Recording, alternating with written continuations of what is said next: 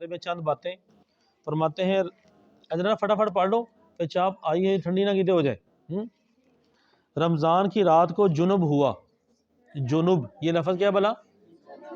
قرآن پاک میں آتا ہے، وہ پڑھا تھا نا پیچھے، وَإِن كُنتُمْ جُنُبًا فَاطَّهَّرُوا، اگر تم جنبی ہو جاؤ تو خوب پاکیزہ ہو جاؤ، صاف ستھرے ہو جاؤ۔ رمضان کی رات کو جنب ہوا، جنب بیٹا وہی مسائل جو پیچھے ہم نے بیان کیے نا، کہ غسل جن باتوں سے فرض ہوتا ہے، جن باتوں سے غسل فرض ہو گیا، جن چیزوں سے غسل ٹوٹ جاتا ہے، تو وہ جب غسل ٹوٹ گیا تو وہ آپ جنابت کی حالت میں ہی ہیں، ٹھیک ہے نا۔ تو اگر کبھی رمضان شریف کی رات کو جنب ہوا تو بہتر یہ ہے کہ طلوع فجر یعنی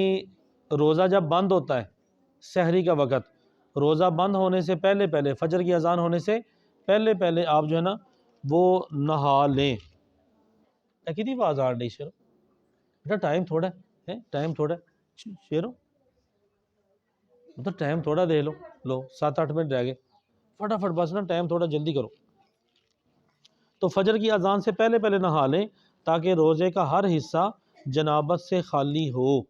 یعنی ہر حصہ جو نا وہ آپ کا اس میں جنابت نہیں ہوگی، جنابت سے خالی ہونا چاہیے۔ اگر نہیں نہایا تو روزے میں کچھ نقصان نہیں، اگر نہیں نہائیں گے تو روزہ آپ کا ادا ہو جائے گا، لیکن بہتر یہ ہے کہ روزہ خوبصورت، روزہ بڑا پاکیزہ اور روزہ بڑا عالی شان، زیادہ ثواب والا اللہ تعالیٰ کی بارگاہ میں جائے، اللہ تعالیٰ اس کا زیادہ ہمیں ثواب عطا فرمائے، تو پھر چاہیے کہ فجر کی اذان ہونے سے پہلے غسل کر لینا چاہیے۔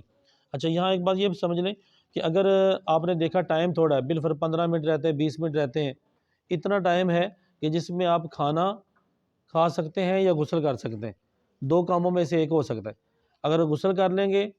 تو آپ کی سحری کھانا آپ کا رہ جائے گا، اگر کھانا کھا لیں گے تو آپ کا غسل رہ جائے گا۔ اگر تھوڑا ٹائم ہو تو اس ٹائم میں کیا کرنا ہے آپ نے غسل کے 3 فرض ہے نا، غرغرہ کرنا اور ناک میں پانی چڑھانا، سارے جسم پر پانی بہانا، یہ جو 2 فرض ہے نا، غرغرہ کرنا اور ناک میں پانی چڑھانا، یہ آپ کھانا کھانے سے پہلے کر لیں،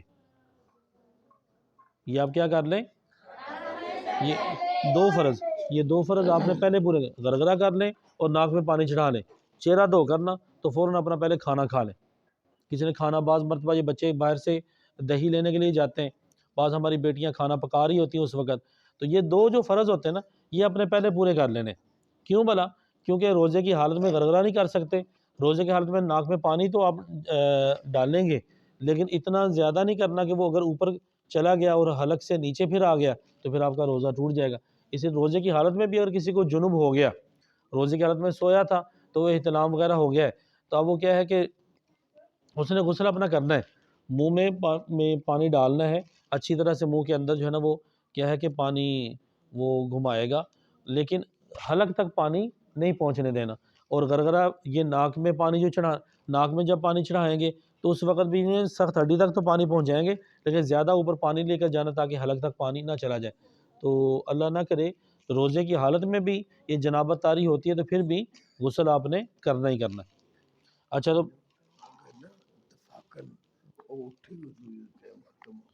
ہاں جی، اگر کوئی اٹھے ہی اس وقت کہ جب ٹائم ختم ہو گیا تو اب وہ کھانا کھا سکتا ہے بھلا؟ ہاں نہیں کھانا، اگر وہ اٹھے اس وقت جب وہ روزے کا ٹائم ختم ہو گیا تو اب جو ہے نا وہ کھانا نہیں ہے۔ 8 پیرا انہوں کہنے ایسی روزہ رکھ لیا، 8 پیرے روزہ، تو یہ 8 پیرا روزہ رکھنا جائز ہے کہ نہیں بھلا؟ ہاں یہ بہتر ہے کہ جو نا اس وقت